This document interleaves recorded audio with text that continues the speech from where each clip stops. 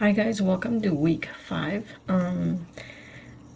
So this week you guys have reading 1.10 and 1.9, and it goes over contextual analysis and rhythm and pattern. And so for this week you have a discussion on Shepard Fairey, and so basically it's 1.10 contextual analysis and just telling me what types of analysis can be used on the work. So again, you have your lectures. There's a great analysis of Las Meninas and Velázquez, and so I always show these to my students in class because it has a really great analysis and it breaks it down really well, so that you can kind of see the different types of analysis that can be used in a painting, right? And so it'd be helpful to watch before you do your analysis. And then some supplemental videos here. The life of the artist Edvard Munch. And so it's really an interesting story about Munch, and he's the one that did the that famous painting, The Scream. So that's in there. And then so your chapter quizzes, just click on here to go to chapter quiz, your checklist, and then so for the Fairey analysis, once you click on the link, you will go in and see that it's got a short video on Shepard Fairey and his work. And so you're going to first watch the video, and then after you've listened to the discussion of his work, you can consider the use of elements. So consider some of the elements and principles that are used in the work, and then just you're going to give an example of one of his works. So you're going to select any image of Fairey's work. So yeah, once you look for some of his images, pick one that you really like, and then just give a brief explanation of the 3 types of analysis you could apply to the work. So in chapter 1.10, it goes over the different types of analysis: formal, stylistic, iconographic, contextual, feminist, gender, and psychological. And so based on the image that you choose from Fairey, you will give me an example. So for example, you would, this is just an example, but you would put your picture in here. I chose Las Meninas just so that I can give you an example. But you'll put your picture in here and then tell me the different types of analysis that you think would help you make the best analysis, right, to understand the work. So briefly explain why you selected your different types of analysis. So this is the example that you would use, but you're going to use a Shepard Fairey image instead of this piece right here.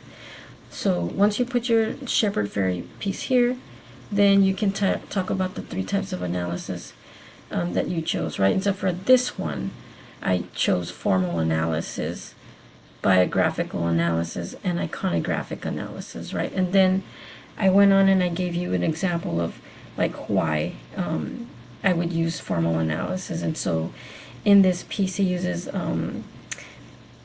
various elements and principles, and so I would actually go to deeper point and say, like, for example, focal point created contrast, and then continue with that. The placement of the girl creates placement of a focal point. So you're just looking for different elements and principles, right? Contrast, line, color, and then put that in there. And then so the next one that I chose was contextual analysis. And so because the identification of the members of the Spanish court, and so that I know that the Spanish court is important here, it's contextual information that I can use. The date of the work as well. So these are things that I could use to use for an analysis, right? So I'm giving you an example of how and why.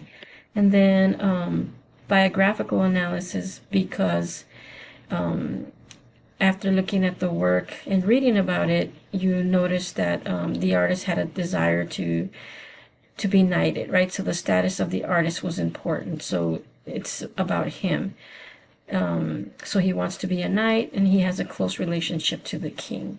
So that would help understand this painting and why he paints himself in it, right? And so I'm choosing the ones that I think are important to help me figure out this painting. The other thing is iconographic, which is based on symbols. So the meaning behind the cross on Velázquez, right? So on his shirt, he's got an image of the cross, right? And that's supposed to be a sign of a knight or being knighted.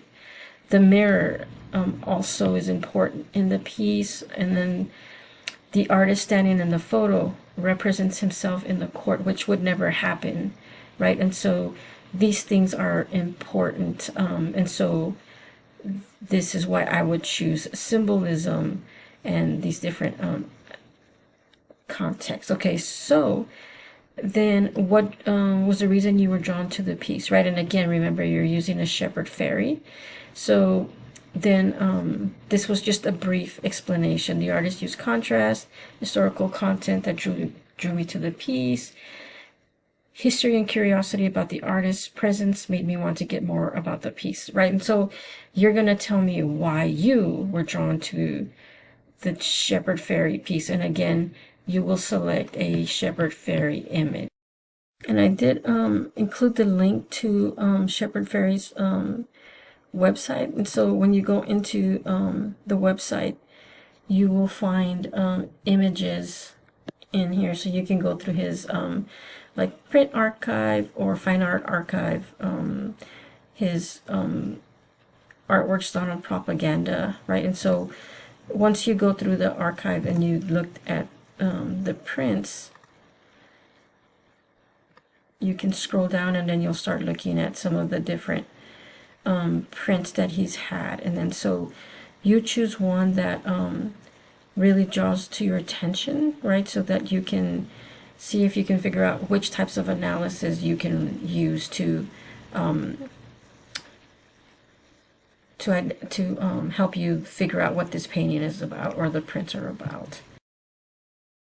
So then after you've done the Fairey analysis, I did include the Last Supper video in here. And so it was really interesting to hear your discussions on focal point and subordination. And so I thought I'd add the video so that you guys could see and learn more about the painting, because this painting is actually really interesting. There's a lot of things that people miss, and so you guys did a really great job. There's a couple of you that catched onto some things like the grouping of three, the triangle that makes Jesus, the three windows in the back. So the number 3 is really important in this painting, and so it's a connection to the Trinity, right? And then so different things like Judas being in the picture and he's actually looking away from people, and his hand is reaching out. If you see his hand reaching out for a bag of money, and then Jesus is also reaching out, right? So almost like making a connection to that "I know it was you" type of thing. But there's so many things in this painting that it's really interesting. So yeah, so I suggest that you guys watch it if you're curious about all the different kind of symbols in this piece. All right, well, that's it. Have a great week, and if you have any questions, please email me.